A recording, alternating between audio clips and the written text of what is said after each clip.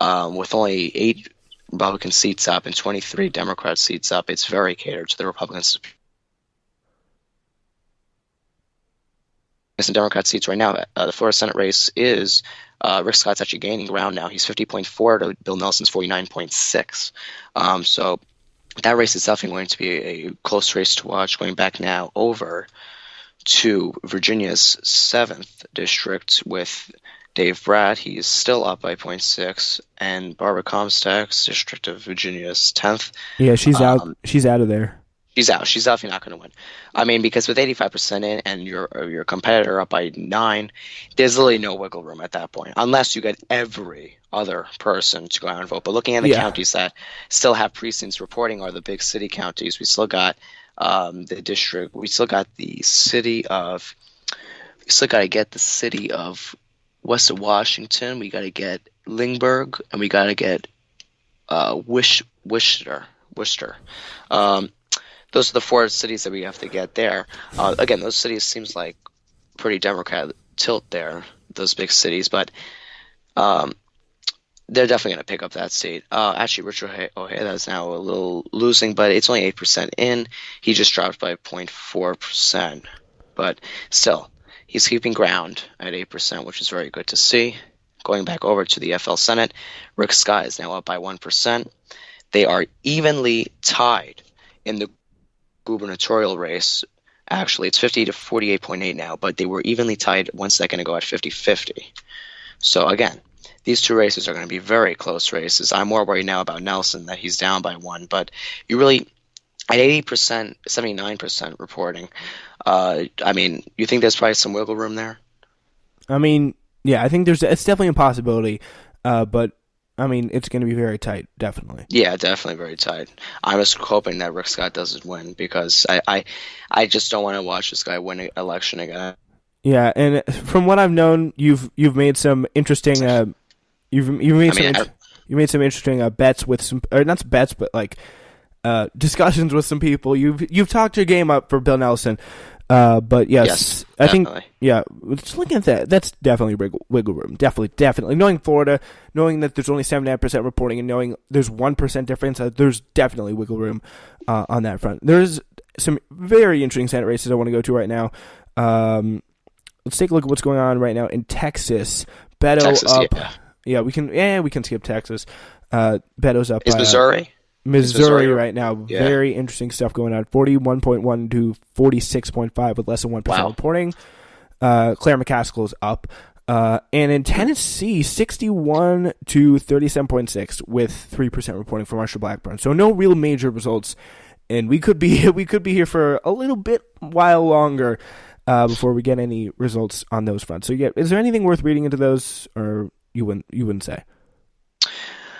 Well, see, Missouri right now, I can't see what percentage they got reporting here for some reason, but Tennessee, with 3% reporting now, Tennessee, I mean, it's definitely it should be alarm Bredesen. I gotta look at the map, though, where they're reporting these votes from. It should definitely alarm Bredesen that he's down by a pretty, big lead, because you always want to start off strong. But I mean, again, for a state like Tennessee, if they're now reporting in the big cities, then Bredesen might actually be completely fine. It really just matters what parts of the state are reporting and really where they're reporting as well. Looking over as well into the West Virginia Senate race, I don't know if they're reporting anything there yet, but that's the other race that I would also watch. I mean, I think that Manchin will probably have an easy win there. New Jersey is also the really only other East Coast race. Oh, look at this, 22% in. He's up by 6%. That's for Manchin. New Jersey Senate race. Yeah, Manchin's probably going to win that one. It's probably going to be a close race. Bob Menendez up early over Bob Huggin.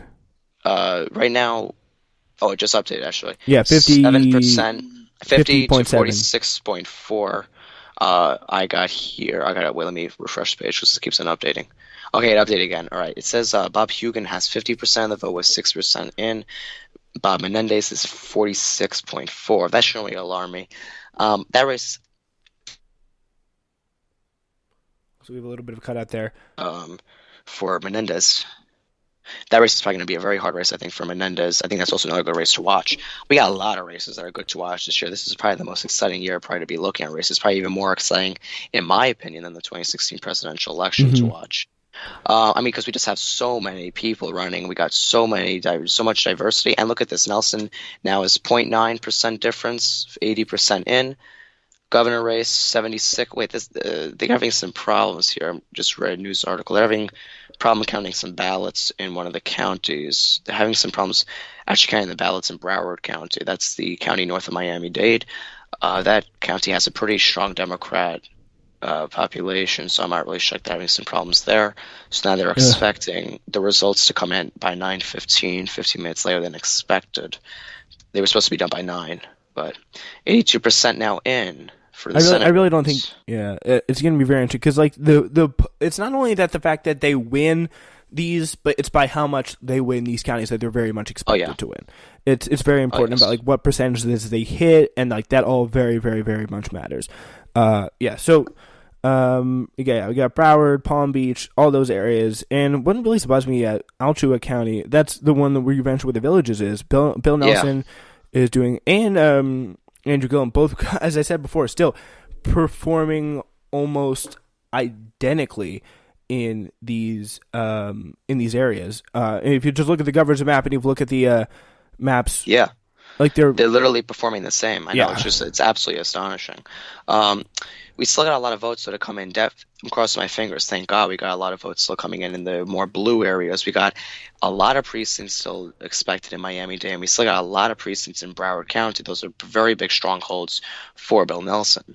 Thank God the conservative areas have already mostly gotten their precincts, and there are some precincts that still haven't in the conservative areas, but that's really, in my opinion, what makes Florida's elections kind of fun to watch. Especially in the Panhandle, we got a lot of people reporting still. But Collier County is a big county, a big conservative county, pretty much the equivalent of Miami-Dade. They're like right across from each other, and Broward, we were right across from each other there. It's deep Republican, and they're almost done reporting. And now I think what we're going to see here in the end is, and I could very, very well be wrong with this, is a little bit of push in the right direction for the Democrats. So it's like this is going to be a time where the Democrats are going to want to see things. Yes, definitely. And also looking at FL 26, that's where Carlos Corbello is. 87% reporting. Yeah. Debbie Muracel Powell is up by 3,000 votes, equivalent to 1.4% up. This race, I think, I'm going to call it now for Debbie Muracel Powell. So 2 pickups right now in Florida. It has not been officially called, but for my opinion, I think it's going to be definitely called for Muracel. For Debbie Muracel Powell. Is that going to be that's beating a Republican incumbent here. And that's going to be tight, but it looks like Amy McGrath lost in Kentucky 6th. Oh, that's projected fully. Okay. Yeah, it just said on NY Time. It just said that Amy McGrath lost. Let me look at the results there for Kentucky 6. Yeah, that just came through. She lost by only 3%. Oh my gosh, that's really tight. Close. Wow, that's definitely very tight. Well, it says. Well, we definitely, the good thing is we have a lot more. 94. Who? Andy Barr.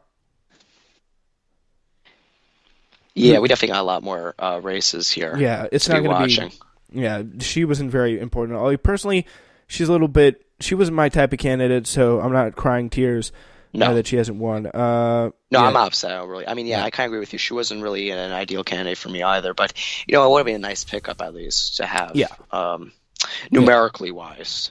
I don't know if she would actually vote with Democrats all the time, but numerically wise, it definitely would have helped them. And of course, now I do want to go to the Connor Lamb district, where we literally have 2 incumbents. Connor Lamb, a big with 5% reporting, 61 to 38. So that's interesting.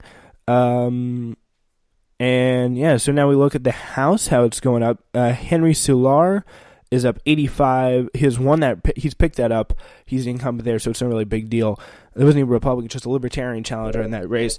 Now we look at Vincent Gonzalez. He won. That's not a pickup.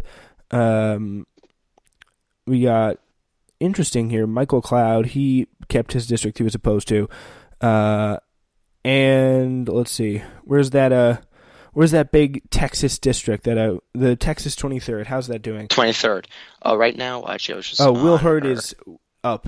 Will Hurd is up Yeah. by two, 3.5% with 4% in. I mean, just 4% in. That really doesn't really matter, that race. With the like how it's looking right now, it's definitely good that she's keeping him off. That's definitely the best. That's what you, in my opinion, if you ever run for office, you definitely want to make sure you keep off your competitor, especially in the beginning, because if they have like a really big head start, which I've watched that actually occur, and then they magically turn to 0.1% race. That race actually was, I believe, one of the congressional districts actually in 2012, not 2012, excuse me, in 2010, where they had one of the competitors who actually lost. When 1% came in, he was at 100%. And then he went all the way down to 49.8, and then his competitor won by 0.1%. So I'm not saying that if you run in the lead, you're always going to win, but it's definitely good to not have your competitor up by so much. Yeah, it is definitely a little bit deflating there. All right, so what we see now is, we get the idea of that, and what we're going to go through here is we're going to go back to Senate. We're going to go through what we are seeing for Senate races this far. Right now, Florida, 1% with 83% reporting. Rick Scott has still not made any has lost any ground anyway. Actually, he is right now. Oh, this is actually good. It just refreshed on the Google. It's 86% in and 0.8% difference. Oh, so Bill Nelson's gaining ground. Yeah. Wow, he's gaining ground, which is good. Mike Braun is absolutely routing Joe Donnelly here. I haven't even looked at that. 54.9 to 41. Well, it's not route. Oh, wow. It's pretty big. How much is it's actually 50%. No, it's a 13% difference. With 56% in. So it's very unlikely that Indiana Senate race could very well get called soon. All right, getting a projection here. Bill Lee has defeated Carl Dean in the Tennessee governor race. Tennessee governor race. No surprise there. Pretty red state, obviously. But in the Senate race, we have Marsha Blackburn and Phil Bredenson's obviously. Marsha Blackburn up big with, again, still 4% reporting. Not much going on there thus far. Gina Raimondo has picked it up in Rhode Island. Yeah, she just beat Alan Fung. Ooh, look at that. The governor's side. That's the race I told you to watch. Yeah.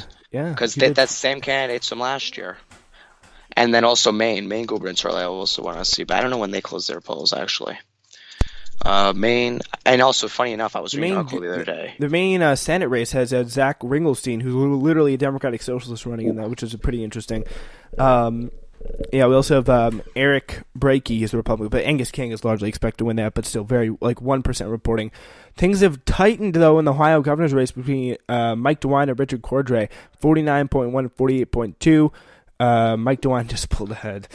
And that's going to be tough. We got 38%. Cordray was out for a very early lead. What was the polls coming into this for this one here?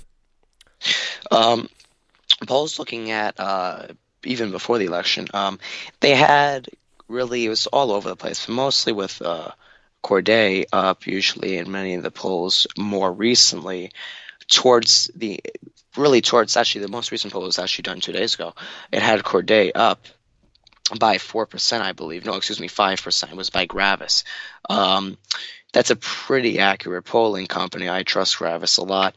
But just looking at this race now, Mike DeWine's a Trump-backed candidate, state that Trump won. Looking at the result, really the 12% reporting right now, looking at how it is going, DeWine only up by 1.2. I mean, this is pretty good. I got to tell you that he's keeping him off still when it's above 10%. This is above 10% is typically where you will start to see who will start to make the lead. But Corday is really just holding DeWine down for so far pretty good. So this race hopefully will go for Corday, but we have to really see. Oh, now it's 13%, and he is up. DeWine's up by 1.3, so he's actually shortening the gap, which is very good to see.